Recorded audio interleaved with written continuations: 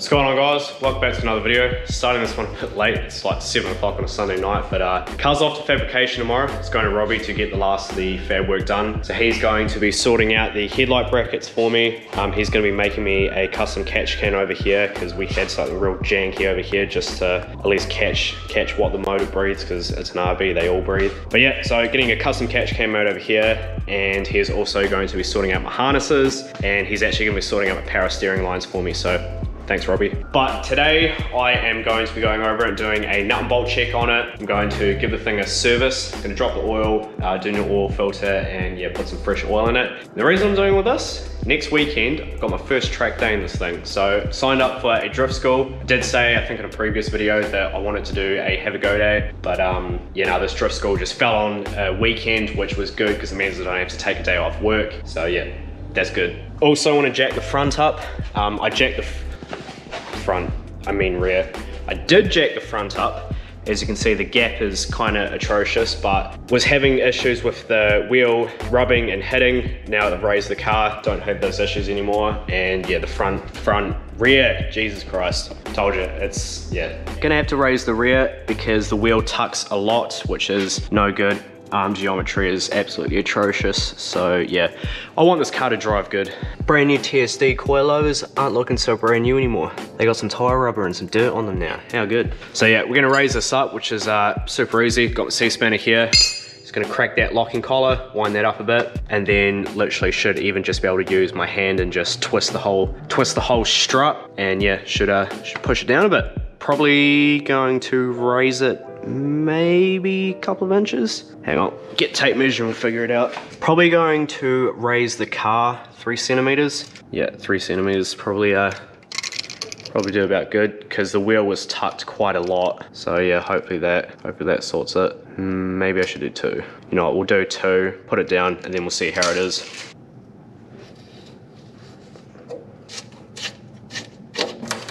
Ah, look at that. Brand new coilovers, whole thing twists super easy. So raised the coilovers and got the wheels on. It's not on the ground yet, but already I can tell that it has made a lot of a difference. This wheel used to tuck a hell of a lot more than this, even with the car in the air. So yeah, we'll chuck it down, see what it looks like. Push it down, make sure it's settled a bit. Oh yeah, that's way higher. Let's check the other side. I feel like this side might be a little bit lower. Or maybe not. Glad I did only raise it 20 mil instead of 30, because yeah, that definitely looks not too bad. So yeah, you can probably imagine with it being 20 mil lower that yeah, it used to tuck way too much. All right, so yeah, it's pretty good height now. So what I'm gonna have to do later in the week is I'm getting this thing a wheel alignment, and then we'll sort of have a bit better of a gauge, I guess, how much camber and stuff there will be on the wheel. And then I might look at getting a 5 mil or 10 mil slip-on spacer, depending on how much room we've got to play with. And then I'll get some extended wheel studs as well. So now I've got the height sorted, I'm gonna jack this thing up and go over every nut and bolt under this thing, just make sure it's all tight. Pretty boring and tedious, so we'll just chuck you guys on a bit of a time lapse, and then after we'll get the service done on this thing.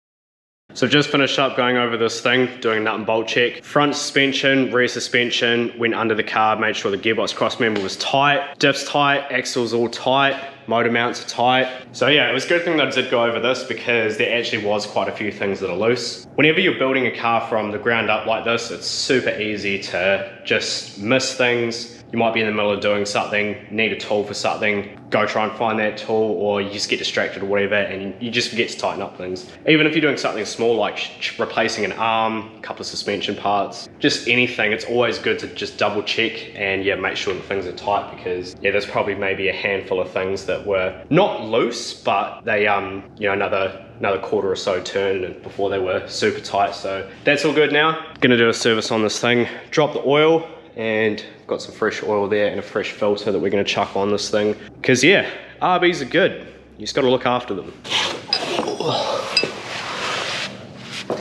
So that's my JB Fab extended sump. It's got bung on the side here, makes it super easy to get to. It's just an Allen key. Loosen that off. Shameless plug for my work. Shout out for the bucket, boss man.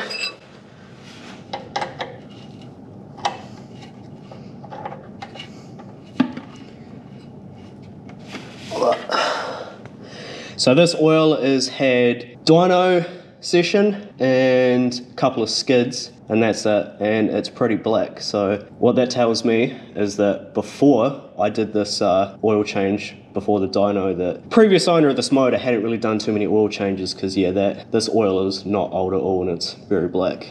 So it's a good thing. That means that it's hopefully cleared a lot of the gunk and shit out of the motor. So yeah, when we get some fresh oil in there, she'll be sweet. Right, so oil's dry now. You can see it's pretty dark. Bung's back in, so yeah, now I'm just gonna fill it up some new oil.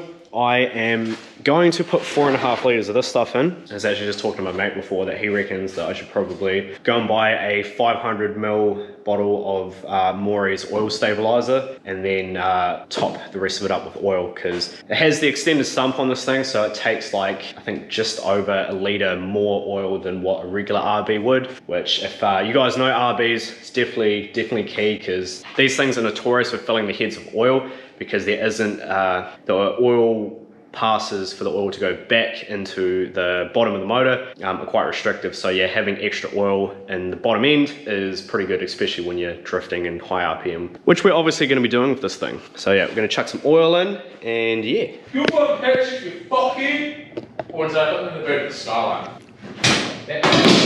Holy fuck. That boot opens violently. Hello people. What are you doing down there? I'm trying to sort power steering lines. This is the night before drifting. I don't know if you can see me, but I know you can hear me. It is 9 o'clock at night, and yeah, trying to sort out my power steering the day before a drift event. I'm the king at leaving shit to the last minute, people. Thankfully, you've got the fucking easy job.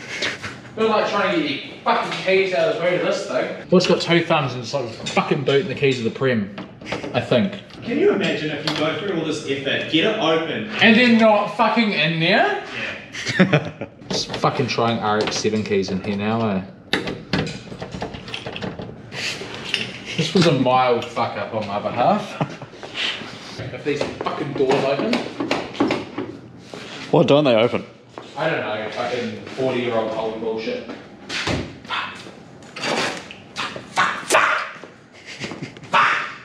Patch it, ladies and gentlemen. I'm trying to bend hard lines. This is not going too good. So that's hard against my sump. See, I have a winged sump, and it's going to rub against the line, the metal line, which means after probably a few laps it's going to cut into it and I'm going to have power steering fluid everywhere. That's not what you want. I know this is only temporary. I'm going to get like custom lines made, but just for tomorrow I need to make this work. Don't leave things to the last minute, kids. Oh, that's pretty fancy, yeah. Oh yeah, so these are new caster arms. Oh yeah, so since the last time you guys saw me film, which was earlier in this video, but like a week ago in real time, a lot of work has actually been done to this car by Robbie. These being one of them, caster arms. High clearance caster arms. Actually, fuck it, we'll do that, we'll talk a bit about it. So you guys will see it has headlights, as Patcher makes a lot of noise in the background.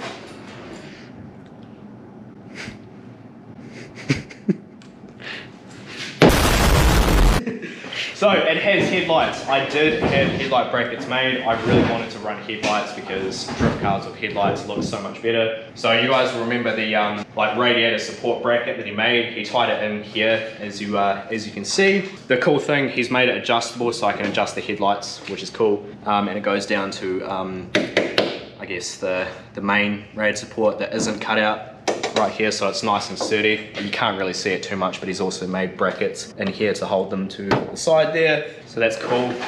He's also made this cash can.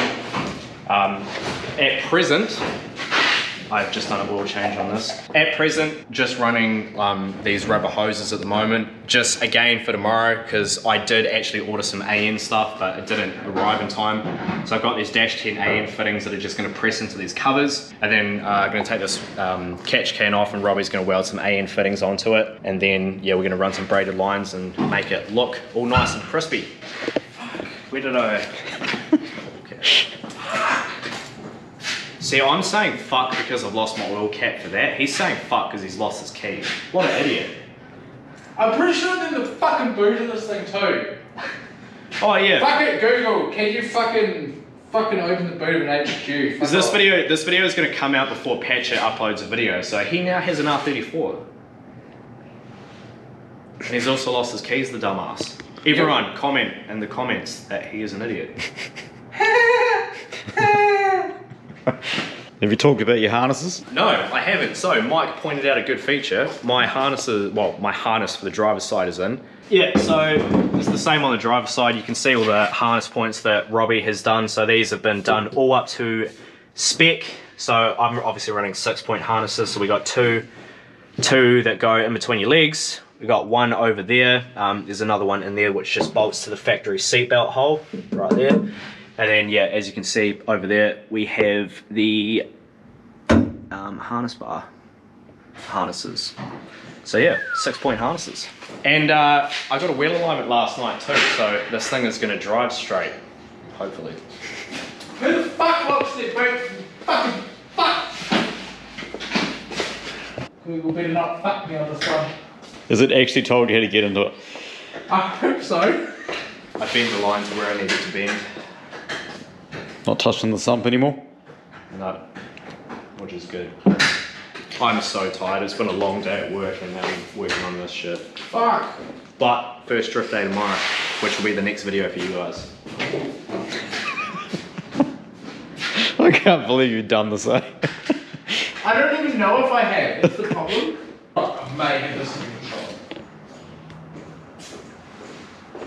If this opens, fuck, you need to be filming a... Found it. What, my keys? No, sorry, just seal cap. Keys. The worst part is if they're not in here as opposed to if they are. Yeah. What do you got there? My keys, which were not in there. I'm out. Fuck this. Alright, later. What are you doing? I am trying to figure out how I'm going to mount my power steering reservoir. This is one that I got with the power steering kit that's basically in that now. But this is the one that's out of my other S14, which the whole motor and drivetrain and shit came out of. So we're gonna see how this is. I'm not entirely sure if I want to mount it where this power steering reservoir was in the other 14, because where it was mounted was like down on the chassis rail, which is like below the pump, and you kind of want it above the pump. It's not the like worst thing in the world, but yeah.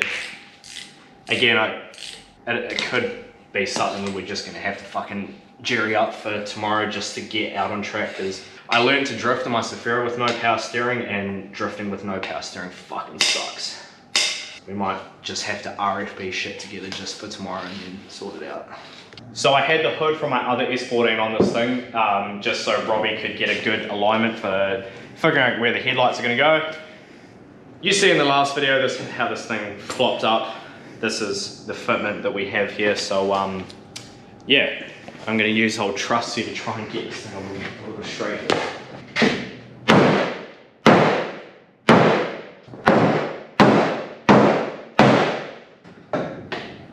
Oh, That actually worked. way better.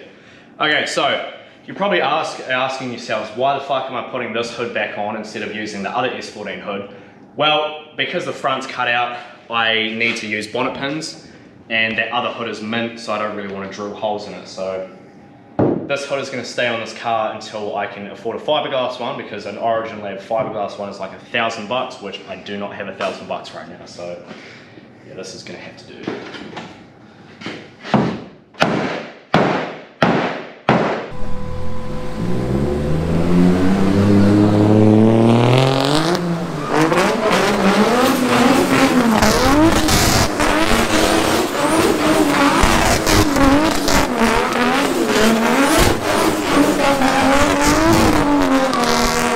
Alright.